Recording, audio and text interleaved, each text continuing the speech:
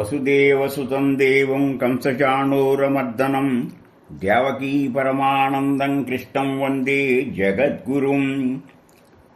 ఆమలికి ఏకాదశి, ఫాల్గుణ శుక్ల ఏకాదశి యొక్క పేరు ఆమలికి ఏకాదశి. ఈ సంవత్సరం మనకి 27 ఫిబ్రవరి 26 సంవత్సరం, అంటే శుక్రవారంలో వచ్చింది. దాని విశేషాలు వివరాలు తెలుసుకోవాలి. దీని విషయంలో ధర్మరాజు శ్రీకృష్ణుడు ఏం చెప్పాడో విందాం. ఫాల్గుణ శుక్ల ఏకాదశిగా ఆమలకి ఏకాదశి అంటే దీని యొక్క పవిత్ర వ్రతం విష్ణులోకానికి తెలుస్తుంది. ఈ వ్రతం కనుక చేస్తే మాంధాత అనే మహారాజు కూడా వశిష్ఠునితో ఇదే ప్రశ్న అడిగాడు. అప్పుడు వశిష్ఠుడు వారు మాంధాతకి వ్రత విధానం చెప్పారు. అసలు దీని నేపథ్యం ఏమిటంటే, భగవానుడు విష్ణుమూర్తి ఉమ్మివేయగా అందుండి చంద్ర సమానమైన ఒక కాంతిపుంజం భూమి పడింది. దాని నుంచి ఉసిరి చెట్టు జన్మించింది. ఉసిరి అంటే ధాత్రి.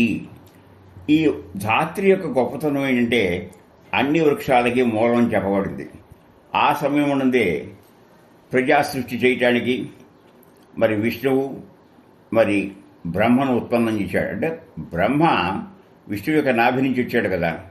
బ్రహ్మదేవుడు ఆ సృష్టిలో దానవులు, గంధర్వ, యక్ష, రాక్షస, నాగాలు అనేక రకమైన మంచి చెడు నిర్మాంతకరించారు. అప్పుడు దేవతలు, ఋషులు ఎచ్చట అయితే ఉసిరి చెట్టు ఉన్నదో అచ్చడికి వచ్చారు. ఉసిరి చెట్టు సమావేశం. దానిని చూసి వారికి చాలా విస్మయం కలిగింది. ఇంతలో విష్ణుమూర్తి ఆకాశవాణి రూపంలో సర్వశ్రేష్టమైన ఉసిరి వృక్షం దాని స్మరణ వలన గోదానం చేసిన దాంతో సమానం. అర్థమైందా? అలాగే అన్ని పాపాలు హరించేటువంటి దీన్ని వైష్ణవ వృక్షం అంటారు. అయితే ఈ యొక్క గొప్పతనం ఏంటంటే మూలంలో విష్ణువు, పైన బ్రహ్మ, కాండమునందు పరమేశ్వరుడు, ఇక అనేక శాఖలు అవన్నీ మునులు, కొమ్మలయందు దేవతలు, ఆకులలో వసువులు, పండ్లలో మరుద్గణాలు, ప్రజాపతులు నివసిస్తారు. ఈ విధంగా ఉసిరిక అంటే ఆ ఒక్క వృక్షంలో ఉన్న గొప్ప సర్వదేవమయము, చాలా పరమ పూజనీయమైనది. మళ్ళా మునులు ప్రశ్నించారు, దేవతలారా మీకు తెలిసిన వివరాలు చెప్పమన్నారు. అప్పుడు ఆకాశవాణి రూపంలో విష్ణువు చెప్పాడు, సమస్త భూతములకు కర్తయు సమస్త భువనాలకి స్రష్టయు అయిన విద్వాంస పురుషులు సైతం చూడటానికి ఏమి వస్తుందో ఆ సనాతన విష్ణు నేనే ఆయనని పలికి దేవాదిదేవుడైన విష్ణువు యొక్క మాటలు వింటూ ఋషిగణాలు అనేక రకాలుగా విష్ణువుని స్తుతించారు. ఆడి స్తుతికి సంతోషించాడు. మీరు మాయందు ప్రసన్నులైనలా స్వర్గలోక ప్రాప్తి మరియు మోక్ష ప్రాప్తి అయిన ఫలమును కలిగించు ఒక వ్రతం చెప్పమన్నారు. ఆ వ్రతమే ఈ ఆమలకి వ్రతం. అయితే సాధారణంగా ఫాల్గుణ మాసంలో ఫల్గుణి నక్షత్రం పౌర్ణమి నాడు వస్తే ఫాల్గుణ మాసం అంటారు. కానీ ఒకవేళ ఏకాదశికి కొంచెం అటు ఇటు సర్దుబాటులో వస్తే చాలా చాలా శ్రేష్టమైనది. ఆ పాపాలని కూడా పోగొడుతుంది. ఉసిరి చెట్టు దగ్గరికి వెళ్ళి రాత్రంతా జాగరణ చేసి పాపాలన్నీ పోయి 1000 గోవుల దానం ఇచ్చిన ఫలితం లభిస్తుంది. అయితే ఈ అన్ని వ్రతాల్లోకి ముఖ్యమైనది ఈ వ్రత విధానం ఏంటంటే, మామూలుగా ఏకాదశి వ్రతం తెలుసు కదా. దశమి రాత్రి నుంచి ఉపవాసం ఉండటం ఏకాదశి, తర్వాత ద్వాదశి. ప్రాతకాలంలో దంతధావనం చేసుకోవటం, సంకల్పం చేయటం, ద్వాదశి నాడు పారాయణ. అలాగే పతితులు, దొంగలు, దుష్టులు, దురాచారులు మరియు మర్యాద లేని మనుషులతో సావాసం చేయరాదు. సత్సంగత్వం ఉండాలి. అందువల్ల మనస్సును చాలా స్వాధీనంలో ఉంచుకోవాలి. చెరువు కానీ బావి కానీ చివరికి ఇంటి ఎందైనా స్నానం చేయాలి. స్నానం చేసేటప్పుడు ఏం చేయాలంటే మట్టి శరీరానికి పులుముకోవాలి. ఆ మట్టి పూసినప్పుడు ఒక మంత్రం ఉంది, అశ్వక్రాంతి రథాక్రాంతి విష్ణుక్రాంతి వసుంధరే మృత్తికే హరమే పాపం జన్మకోటి సమర్జితం. మట్టి అంటే మృత్తిక. ఈ మృత్తిక రావటం వేసుకోవడం వల్ల మనం శుద్ధులవుతాం. అంటే పవిత్రమైన స్నానం చేయముందు మృత్తి స్నానం చేసి తర్వాత ఆ స్నానం చేయాలి. ఇకపోతే అశ్వక్రాంతి రథాక్రాంతి విష్ణుక్రాంతి వసుంధరే. వసుంధర అంటే భూమి, నీపై అనేక నడుస్తూ ఉంటాయి అశ్వాలు, రథాలు. మరి విష్ణుమూర్తి కూడా వామన రూపంలో నిన్ను కొలిచాడు. ఆయన 3 అడుగులు దానం బట్టి భూహు భువః సువః భూమి అంతరిక్షం ఇంకా పైన ఆక్రమించాడు. కనుక నే చేసే ఈ పాపాలన్నీ ఈ స్నానంతో హరించాలని చెప్తే పద్మపురాణంలో ఉత్తరాఖండంలో 47 అధ్యాయంలో నలభై స్నానం చేసి జపే మంత్రం ఏంటంటే, తల్లి మమ్మల్ని ఎంతగానో కాపాడుతున్నావు, మమ్మల్ని భారాన్ని మోస్తున్నావు. త్వం మాతః సర్వభూతానాం జీవనంతస్తు రక్షకం స్యాదజోత్ విద్యజాతీనాం రసానాం పతే నమః. స్నాతోహం సర్వసిద్ధేషు హృదపశ్రవణేషు నదీషు దేవ ఖాతేషు ఇదం స్నానం తుం భవేత్. నీటి యొక్క అధిష్టాన దేవత మాత, నీవు అన్ని భూతములను నువ్వు జీవనము సేవే. స్వేదం, మనలోంచి స్వేదం వస్తుంది. ఈ స్వేదం నుంచి కొన్ని మళ్ళా పురుగులు పుడతాయి, వాటిని ఉద్భిజములు అంటారు. కనుక నీ రసనం స్నానం వంటి వాడు నీకు నమస్కారం చెప్పి అన్ని తీర్థాలు, అన్ని గండం, అన్ని నదులు అన్నీ గంగగా భావించాలి.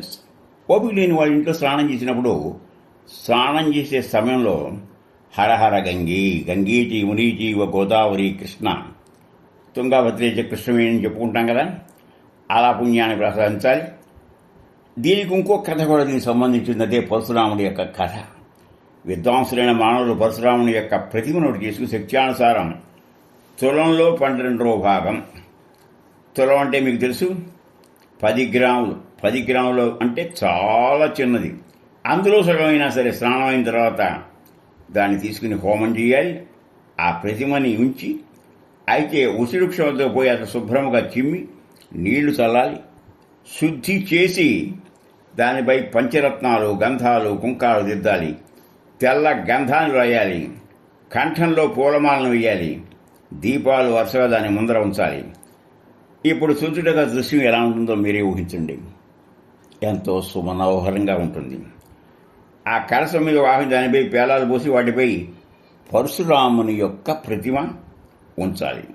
తర్వాత ఒక్కొక్క అంగ పూజ, కాళ్ళకి చెప్పేటప్పుడు ఓ మంత్రం, చేతులకు ఓ మంత్రం, అలా విశోకాయ నమః అని పాదాలకి, ఉద్రాయ నమః అనుచు పిక్కలకి, దామోదరాయ నమః జగనమునకు, పద్మనాభాయ నమః అని ఉదరం అంటే పొట్టకి, శ్రీవత్సధారింగో నమః కటిభాగం అంటే నడుము దగ్గర, చక్రిణే నమః బాహువులు భుజాలు, గదినే నమః అనుచు ముంజేతులకు వైకుంఠాయ నమః అనుచు, కంఠానికి యజ్ఞముఖాయ నమః అనుచు, ముఖమునకు విశోక విధాయనే నమః అనుచు, ముక్కు దగ్గర వాసుదేవానుచు, నేత్రాలకి వామనాయ నమః అనుచు, లలాటమునకు సర్వాత్మనేహానుచు, సర్వాంగాలు, చివరికి మస్తకం అంటే తల కూడా పూజ చేయాలి.